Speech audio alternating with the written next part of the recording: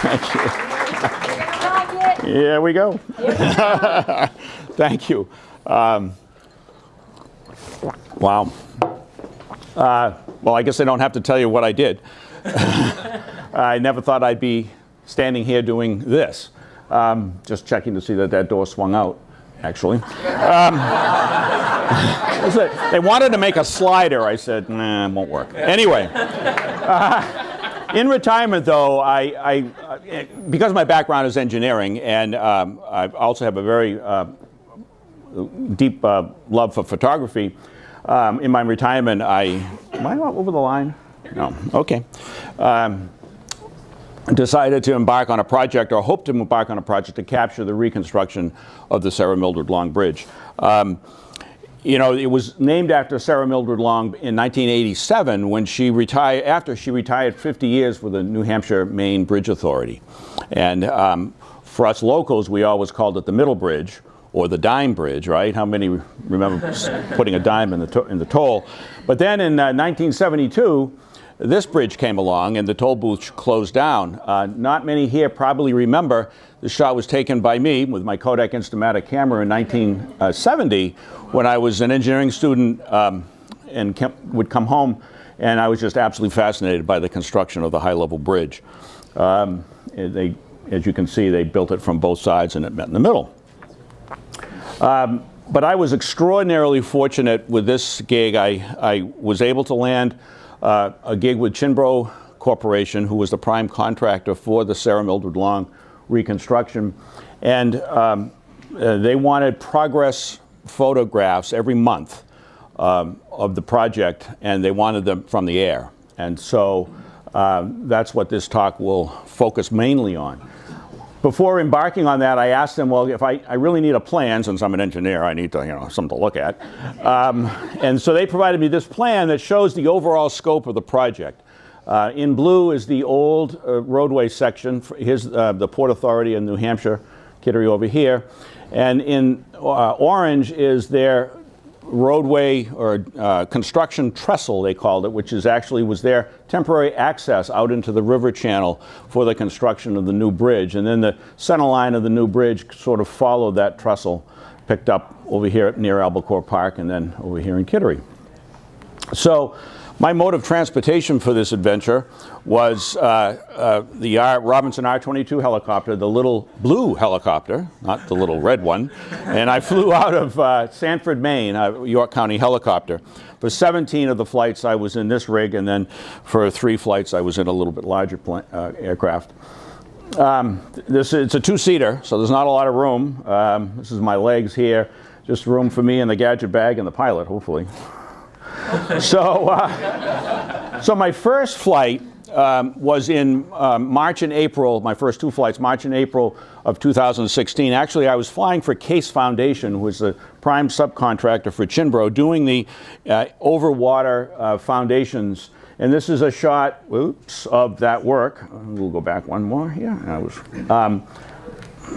And they're actually drilling the shafts that make up the overwater foundation. There's 29 shafts that make up the overwater foundation system for the project. And you can see the shaft tops here on this image, and this is the actual railroad trestle that I mentioned that they would work off of for the entire project. This image here shows the actual drilling of one of those shafts. There's, as I said, 29 of them. They're 10 foot in diameter. And they get drilled 35 feet into bedrock at the river bottom. And then, once the shaft is drilled out, these steel shaft liners are installed. And they're 100 feet long, again, 10 feet in diameter.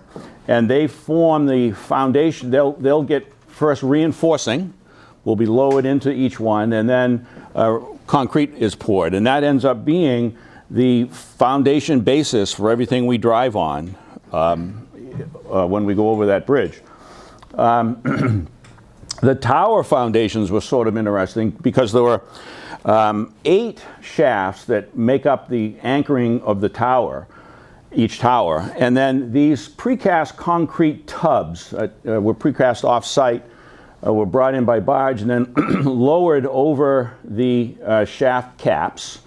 And then when they all 14 of them, all 9 tubs were put in place, they formed this basically tub that you see here, which is 10 feet deep. And that makes the actual footing foundation for the towers.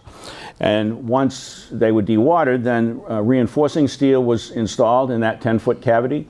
Embedments to anchor the towers were installed.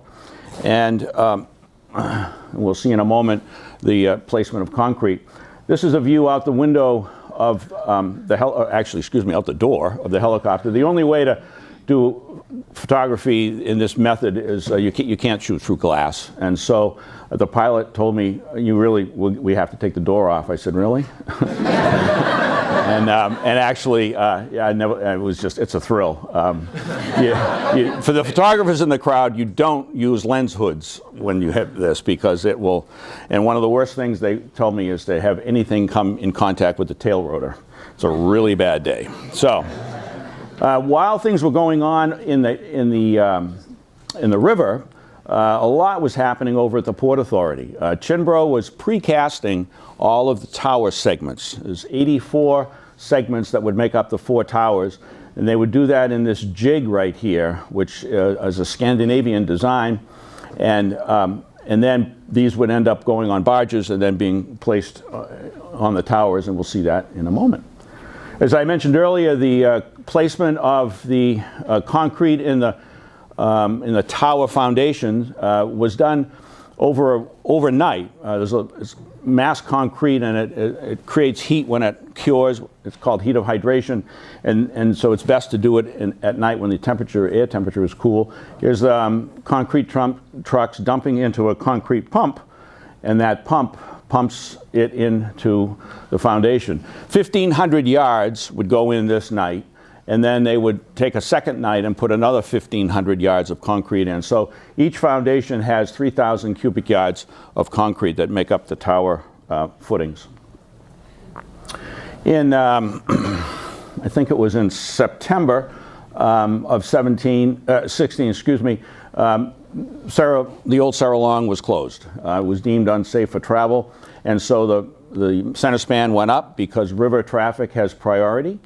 And we can see here that the Kittery Towers have started, and the reinforcing on the Portsmouth side is well underway. And here I mentioned that the tower sections are on a barge. They'll get transferred and go up. We'll see that in a moment. Actually, because the roadway was closed, I was able to get up on the bridge, the old bridge deck, and photograph this morning of the 5th block in the Kittery East Tower going in, KE5. Each of these blocks is 80 tons. And there's 21 of them per tower. For the tower ends up being 200 feet tall. They're anchored and cabled down through and into that foundation that we saw earlier. Heck of a Lego build. Yes, very much so. Shot from the air, looking down at the towers. Over in Portsmouth, they actually installed the stairway systems in each segment. So as the segments went on top of one another, you had access automatically. And then, of course, the void that's inside here will be where the counterweights will ride, and we'll see that later. So, big job in terms of the removal of the old bridge. The first order of business is to get the center span out. And this is an image from the air of the morning of the nighttime that they were going to float it out. It's tide dependent. And so I couldn't time my flight when they were going to take it out, actually. So they've already removed some of the roadway sections. In an image that's coming up, the ironworkers will be burning the steel away. But in order to pull this job off, they take this barge here, and you can actually see the tugs working. They're going to bring this barge underneath the span at low tide, and then wait for the tide to rise, and that was going to happen around midnight.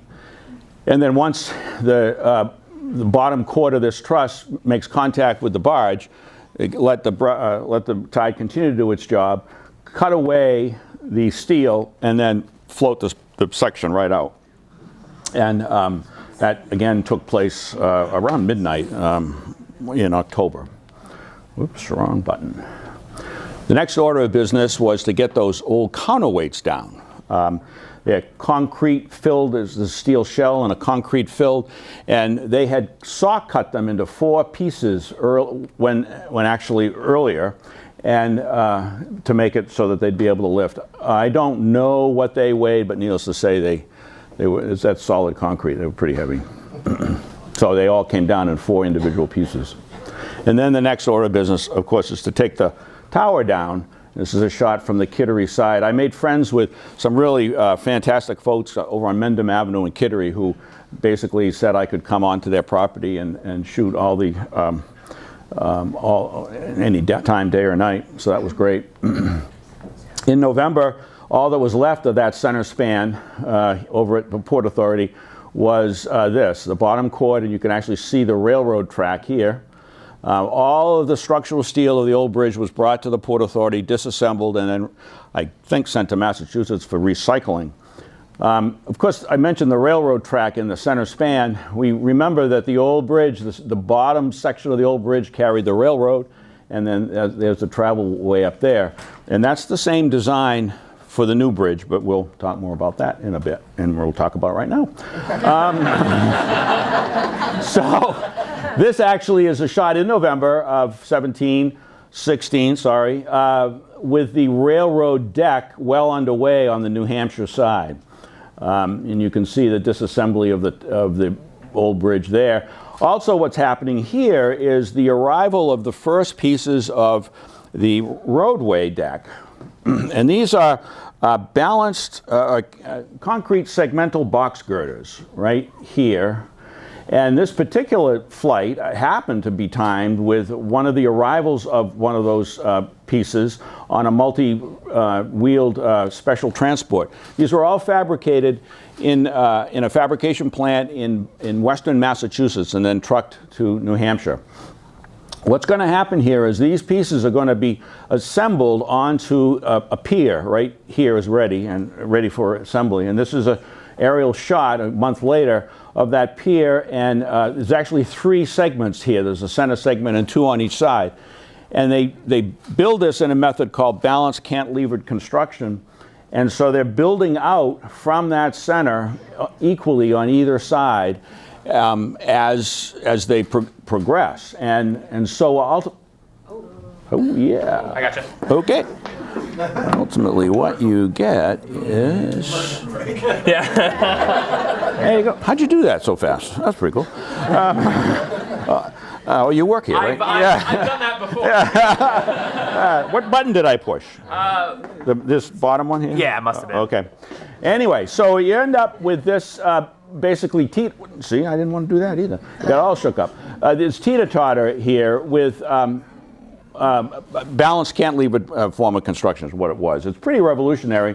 And this is a shot of that same construction happening over Market Street. I want to call attention to a couple things here. So it's supported on one end here, and it goes both ways, and then it's supported here, and it's going both ways. But over here is the old approach, the old structural steel approach, the 1940s engineering, where we have structural steel on multiple piers. There's 8 piers that support this old structure in the same distance that we support the new structure with 2. And that's pretty cool, I think. And we really see that when we come down Market Street now. The visual image is not cluttered with all of these concrete piers, and especially the one in the median. So, it just shows the advancement in engineering and construction over the years. Finally, after they come together, as I said, all of these are precast except for that center keystone piece, which is actually cast in place. In the meantime, on the other side, we're taking apart the old roadway deck on the Kittery side. We're going to see an image of that truss being floated out here in a moment. But first, the arrival of the counterweight boxes. I show this image because it gives us a perspective of the size of these. This is a box laying flat on a flatbed that came down from Casco Bay Steel, and a worker here. So we can see its relative size when it's on land, but when it's being lifted into place, This is the concrete box. Now there's a box for each tower, and this is where the counterweights are placed. Each box ultimately will have 1 million pounds of counterweight in them.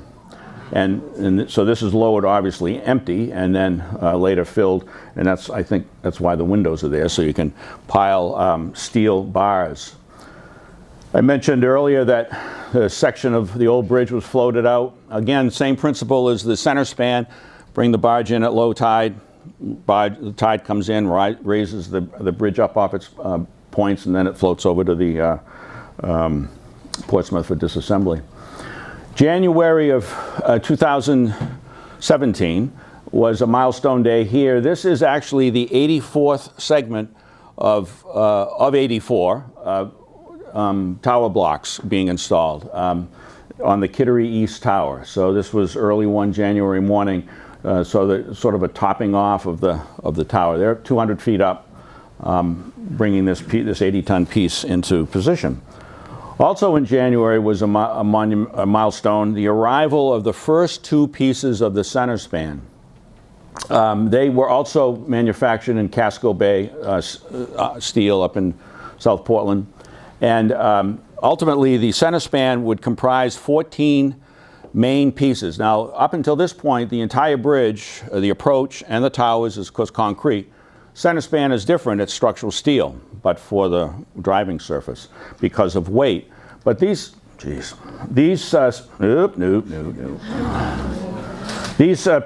are, I think, around 20 feet deep. We'll see some images later, 15 to 20 feet deep. And there'll be 14 of them that will be taken from this barge and installed on this barge here. And we'll see that as we go forward.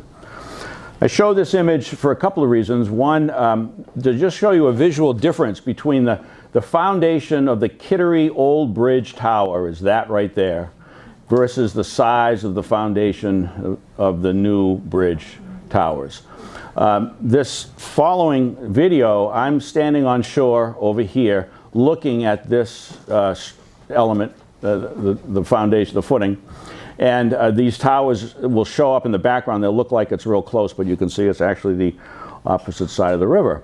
And so this is that tower section, the tower foundation, covered in blasting mats. And it was pouring, absolutely pouring.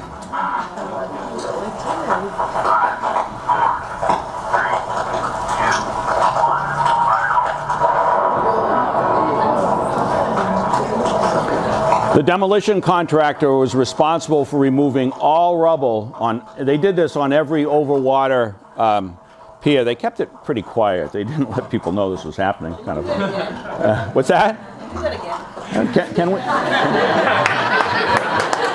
Actually, you can see the primer cord ignite right here. It's a flash of light.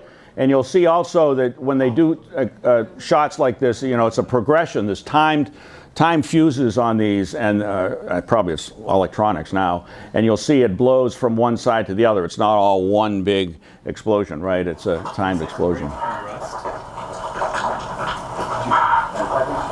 10 seconds?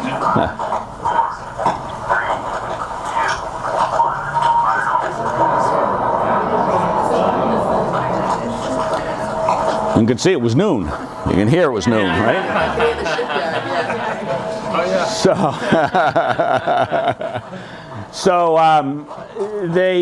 The demo contractor was responsible for moving all rubble from the river bottom down to mudline, and they spent months, weeks, a couple of months doing so. Actually, that's them doing it right there. There's a long-armed excavator. I mean, it's almost by feel. The operator is picking away. He's got a thumbed bucket, and so in keeping with the theme of water, I thought I'd show this.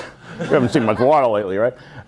This just it was a gorgeous flight in May, and it just shows the shipping channel, the memorial, Fortree and Pierce Island, Newcastle, and there's Isles Shoals right there. Wow. Whaleback is right, I think, that's the light, I think right there. So, and the Hotel Wentworth, I think you can see, yeah, right there. Yep. So. So back to the 14 pieces of center span. This is piece number 4 being offloaded from this barge. It will go over here.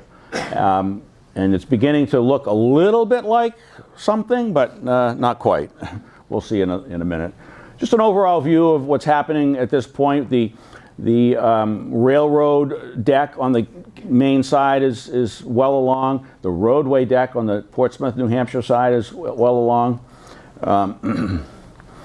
This particular flight was interesting. The center span is really taking shape, and now all of the main pieces on the top that make up the roadway deck are installed. This particular day, I happened to look at I didn't actually know this when I was flying. This is a lifting girder, a plate girder that's similar to this lifting girder that's already in place. You can see the worker right here, so you can see the size of this. This is going to get installed right on this end of the span. And this is what does the heavy lifting. The cables, the lifting cables, will connect to the lifting girder right here and on all 4 corners. And so they're getting ready to lift this up and put it over there.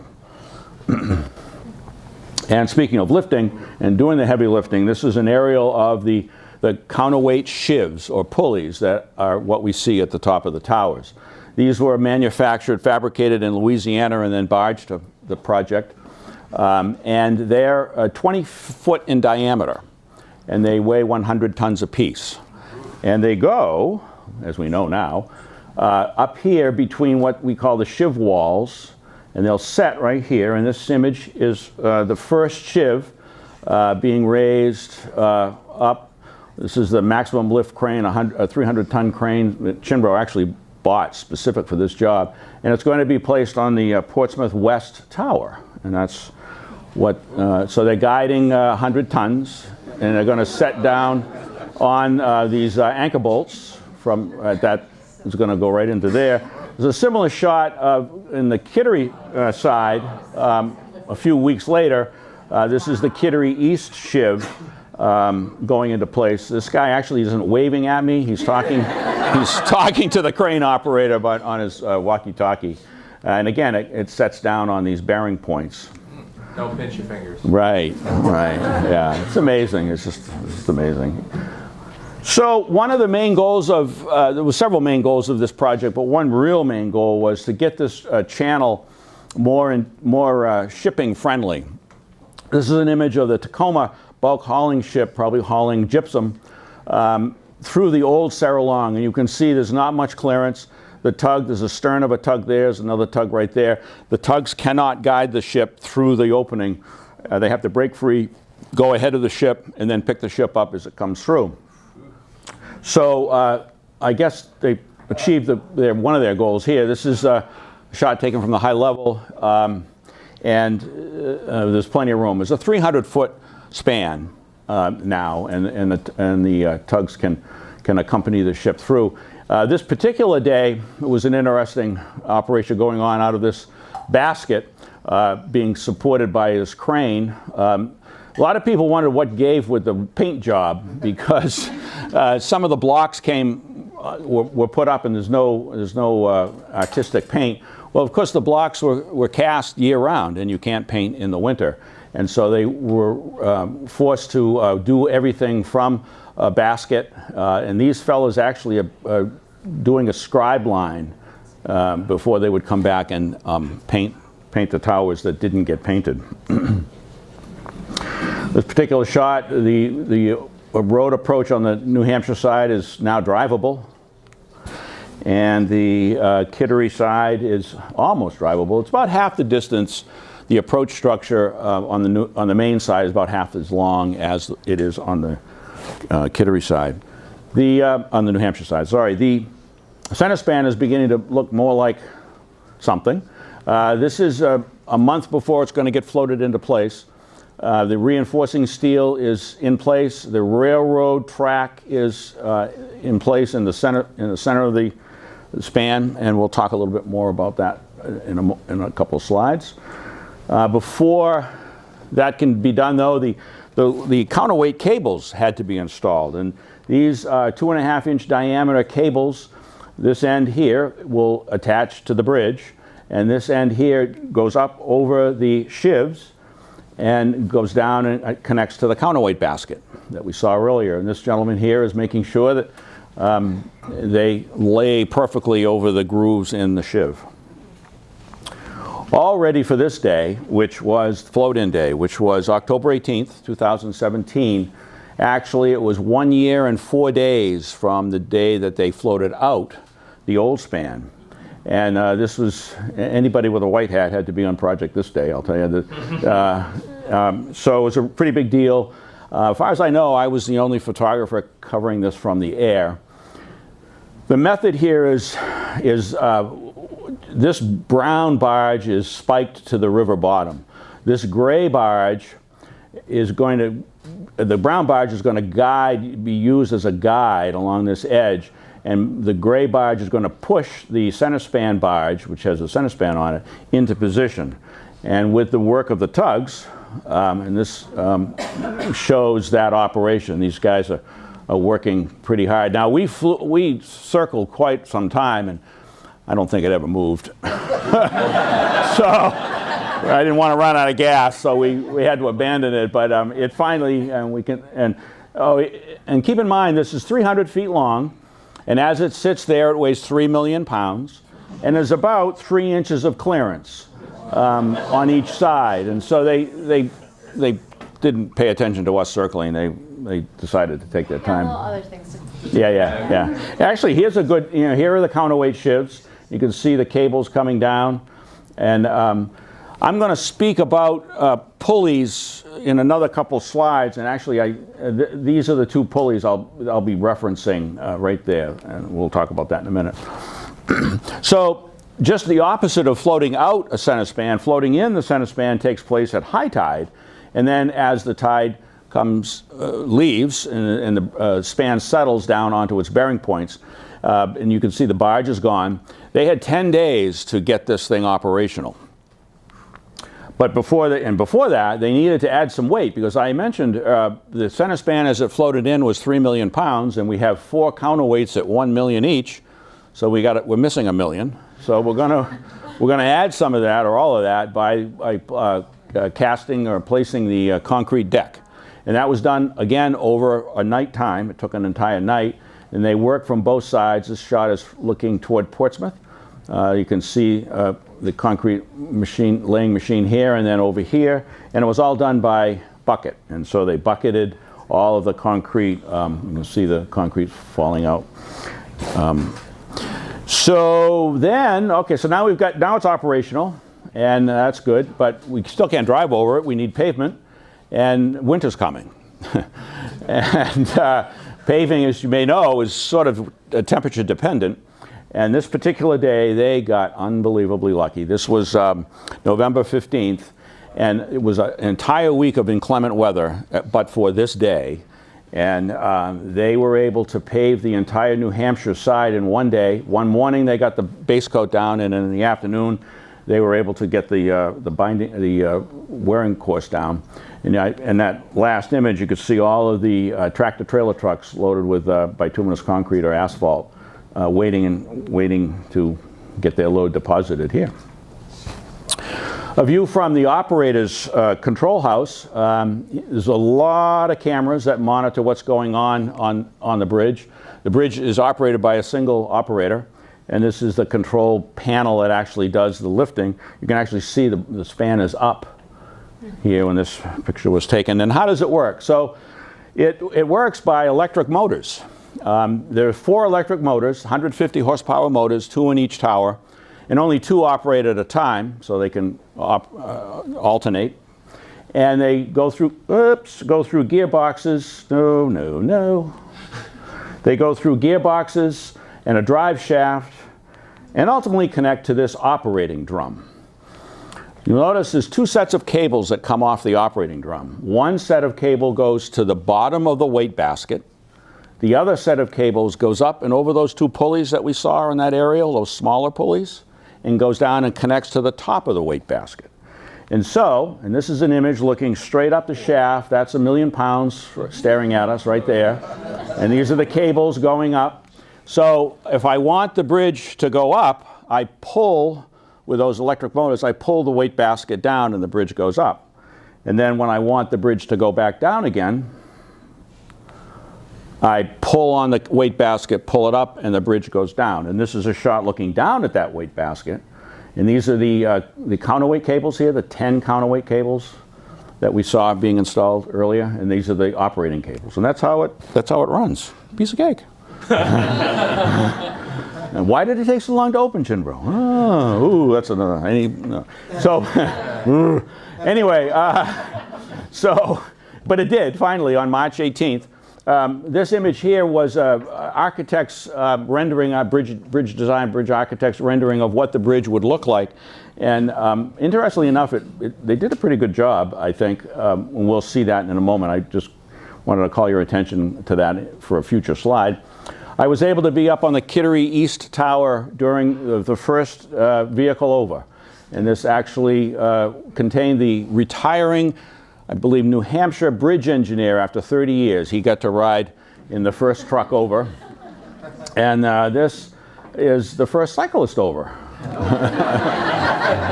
He actually, I think, came from Kittery, so this is his return trip.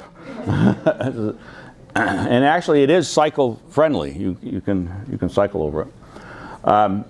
So we've got the road open now. We've got to finish the railroad deck. We talked about the railroad underneath the approach structure. This is underneath the road deck here, and these guys are laying the track, getting ready for the first locomotive test. And this was on May 17th, 2018. And this is an interesting shot because it's something that we don't normally see, and I want to address why we don't see it here in a moment. This is the center span down at railroad level. This is the road up here. Okay, there's the operator's house right there. And so this is really unique because the track is in the center span. You probably have seen it, maybe not, but now you know that it's there. You see this, it's actually embedded into the road deck.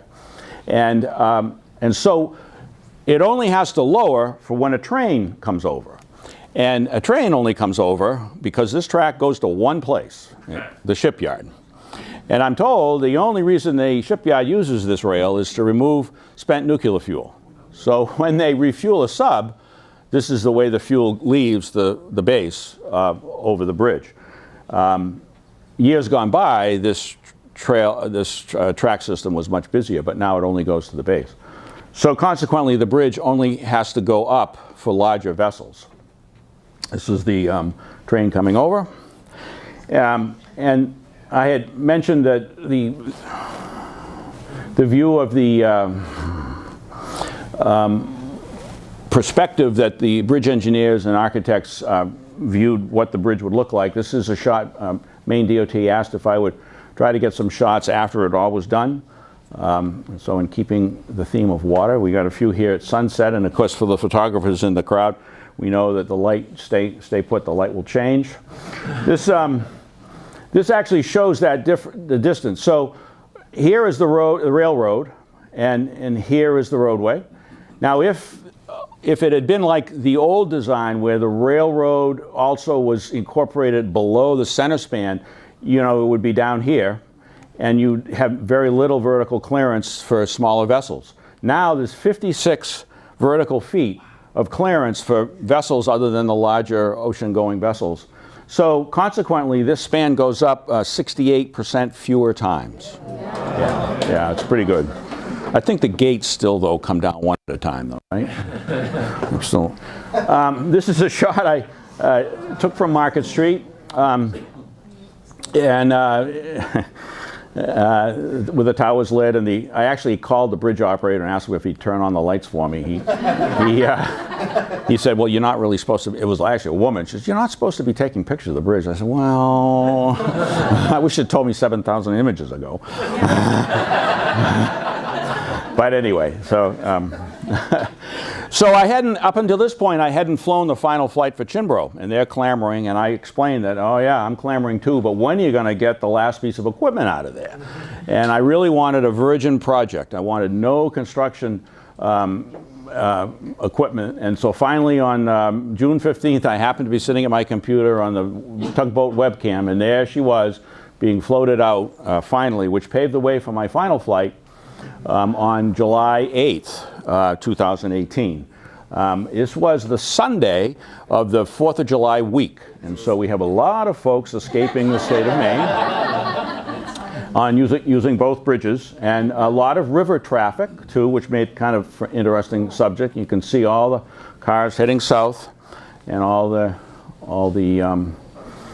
boat traffic. Now, oops, wrong button. I had called, we were going to fly in the evening, that's best lighting, and I had called the bridge operator at noon and told him who I was and what I was going to be up to around 5, and not to get too wigged out because we were going to be circling quite a bit. And then I said, you know, if I don't ask you this question, I'll regret it for the rest of my life, and I totally get it. You know, you've got a weekend, holiday traffic. If you can't do it, I totally understand, but would you raise it for me? And his response... Oh, so it was you. Right there. His response was 25, 50, or 100%, would you like? And what did you think how do you... So, it was me. This guy wasn't too pleased. And they all were looking for the boat, and I don't know whether they thought that was the boat. But it was me. And I gotta put a plug here. So this image is still for sale. This image is over at the Kittery Community Center on a 16 by 24 canvas. It's one of my 3 images that I submitted for a show over there when I first did this talk. And it's the only one that hasn't sold. So only $200 for the 16 by 24 piece of canvas. And this is the image. Had to get that in, right? So in keeping with water, this is one of my closing shots. This is sort of, I think this is neat with the water and the sort of the more graceful arches of what they could have done, you know, a lot worse of the design. I mean, I know the jury is out on whether you like it or not, but you know, it's not. And this is the railroad deck underneath. So. It wears on you. Oh, I think it works the same way now. Yeah. So, thank you for your time. Yeah. Wow, 24 minutes.